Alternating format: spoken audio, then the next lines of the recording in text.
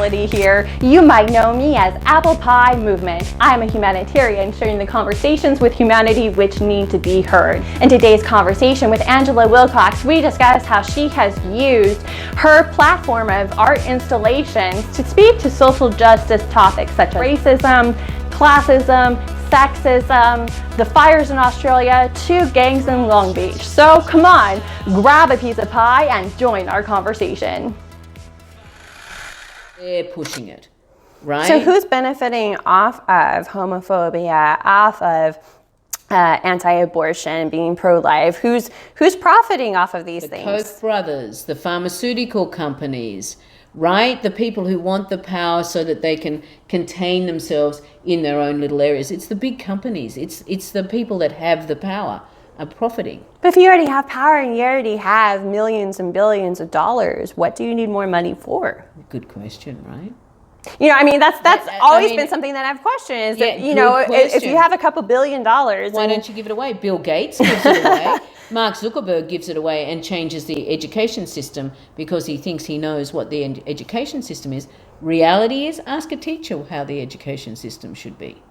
Right. Well, and I come from a family of educators who say that now with all the legislation that has passed, where, you know, the kids have to pass this test and that test, they actually have robbed the educational system of the art of education, where teachers now are shackled and they're not able to actually educate children anymore. All they are doing is teaching kids how to pass a test and how to pick the best answer out of a few options instead of being independent thinkers. Yeah, absolutely. And why would we be doing that if we're entering into a society where we need to basically have independent thinkers that can solve for the technological problems that we're being faced with? Because it's a business and because it's run on capitalism, money. And I'm not against making money. I just think that it should be more equitable. That's the bottom line.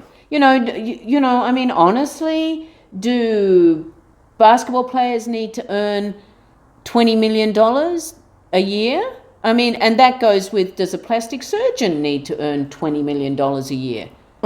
Right? I mean, and does a teacher who's teaching your kids, the plastic surgeon or the basketball player, or that, you know, the other person who's making the money can only earn $80,000?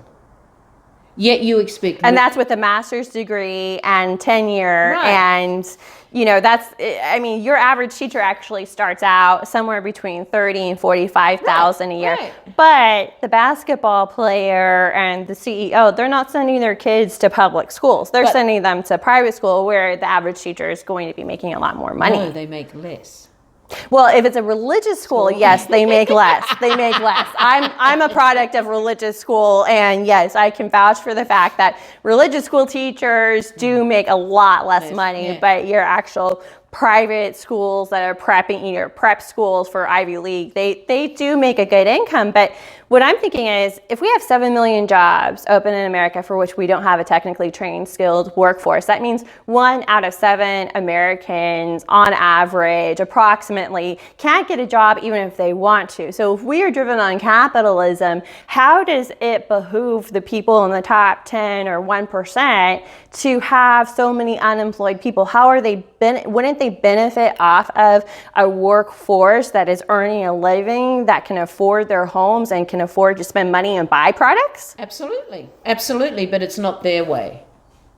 It's a different way. And that's threatening. Competition is threatening. I mean, that's the bottom line. But doesn't competition lead to innovation? No. You know, I mean, isn't that what America is based off of? Is innovating and having that competition of, I need to have a better product instead of undercutting you some way, somehow. You know, I mean, like, it just doesn't make any sense to me. I mean, if capitalism is to make money, then you need people to make money, and you need people who have money to spend money on your product. And if no one is educated and no one can run the programs that you're creating and run your companies and organizations, and no one has money to buy your product, what are you going to do? Right. You get a president in the White House that's going to support what you want so you can make money. So people basically are just caring about making a dollar for right now. They're not thinking about the future of in 10 years, there's going to be nobody to actually spend money on your product, and you're not going to be able to make a dollar in 10 years because no one's going to have a dollar to give you. No, it's about now.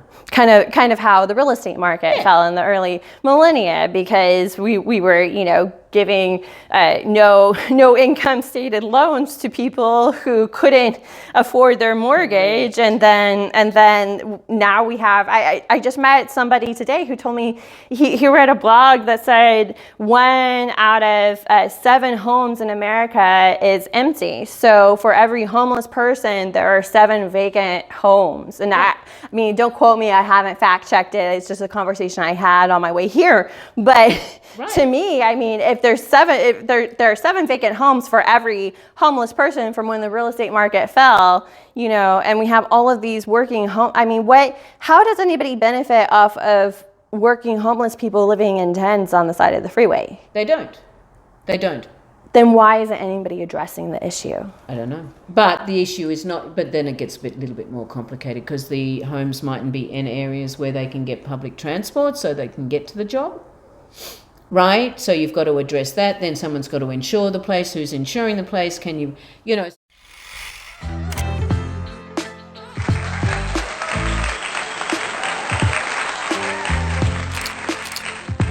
Well, thank you so much you. for joining us, and I look forward to seeing all of you next week.